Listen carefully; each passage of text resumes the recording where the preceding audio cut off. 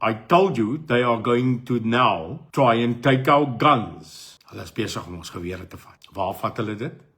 Hulle het nou begin met die sekuriteitsmaatskappy. Ek dink dit is Woensdag. Sal die sekretaris-generaal van die UIM, Jacques Taljaard, Woensdag aand oor hierdie sekuriteitswet. On Wednesday, if I'm standing correct, our Secretary General Jacques Taljaard will be talking extensively about this new bill, this new law that they are trying to bring in to take away the security companies' armament. I don't know if you know it, but Jacques is a person that studied law, actually has his degree, and he's going at this current moment to further his capability in law. But he's also the Secretary General of the UIM, and therefore it is going to be very interesting for you to listen to him because he will unpack it from a legal perspective. Where do the UIM stand on this atrocious, absolute, ridiculous, treacherous law that they are trying to put onto our security industry? It's very clear, common sense. No.